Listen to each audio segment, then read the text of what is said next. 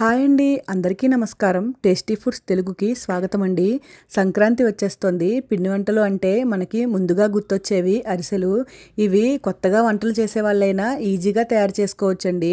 మనం ఈ వీడియోలో చెప్పే పక్కా కొలతలు ఫాలో అవుతే మేము ఛానల్ని కొత్తగా స్టార్ట్ చేసామండి. మమ్మల్ని సపోర్ట్ చేయండి. ఒక్క లైక్ చేసి వీడియోని చూడండి.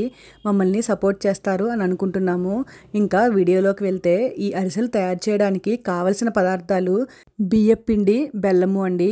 మనం బియ్యాన్ని ముందుగా తీసుకుని శుభ్రంగా కడుక్కుని 4-5 గంటలు నానబెట్టుకోవాలి. నానిన తర్వాత ఒక క్లాత్ పై వేసుకుని వీడియోలో చూపించిన విధంగా పల్చగా ఆరబెట్టుకోవాలి. మరీ ఆరిపోకూడదండి. ఇప్పుడు ఇలా ఆరబెట్టుకున్న బియ్యాన్ని మిక్సీ జార్లో వేసి మెత్తగా మిక్సీ పట్టుకోవాలండి. ఇవి మెత్తగా మిక్సీ పట్టుకున్న తర్వాత జల్లెడలో వేసుకుని జల్లించుకోవాలి. ఇప్పుడు మిక్సీ పట్టుకున్న పిండినంతటిని కూడా వీడియోలో చూపించిన విధంగా జల్లించుకుని పక్కన పెట్టుకోవాలి. ఇప్పుడు బెల్లం తీసుకోవాలి. మనం కేజీ బియ్యం తీసుకుంటే కేజీ బెల్లం తీసుకోవాలండి. ఈక్వల్ పోర్షన్స్ అనమాట. బియ్య పిండి కాదు, బియ్యమే కేజీ.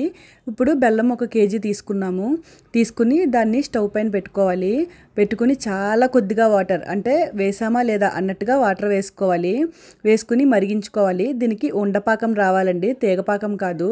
పాకం వచ్చిన తర్వాత కొద్దిగా పాకాన్ని తీసుకుని బౌల్లో వేసుకుంటే మనకి ఉండపాకం రావాలండి.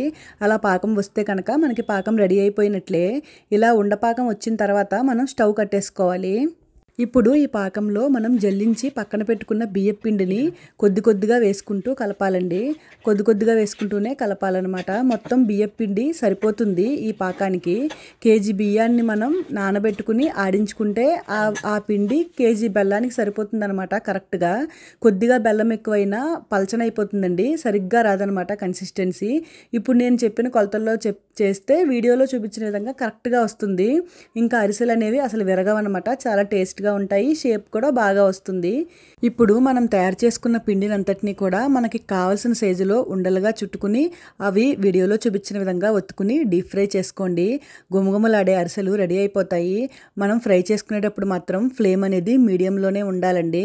ఇప్పుడు చూసారా, వీడియోలో చూపించిన విధంగా ఫ్రై చేసుకోండి.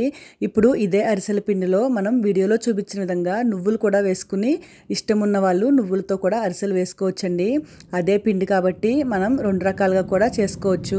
ఇప్పుడు ఈ నువ్వులు వేసినవి కూడా ఫ్రై చేసేసుకుందాం. వీటిని కూడా మీడియం ఫ్లేమ్లో పెట్టుకుని ఫ్రై చేసుకుంటే అరిసెలు అనేవి రెడీ అయిపోతాయండి. మీరు ఈ పక్కా కొలతలు ఫాలో అయితే అరిసెలు ఫస్ట్ టైం చేసినా కూడా చాలా రుచిగా వస్తాయండి. అరిసెలని ఆయిల్లోంచి తీసిన తర్వాత వీడియోలో చూపించిన విధంగా గరిటతో అలా ప్రెస్ చేస్తే ఎక్సెస్ ఆయిల్ అంతా బయటకు వచ్చేస్తుందండి.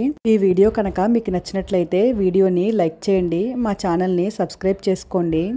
అందరికీ నూతన సంవత్సర మరియు సంక్రాంతి శుభాకాంక్షలండి. Thanks for watching.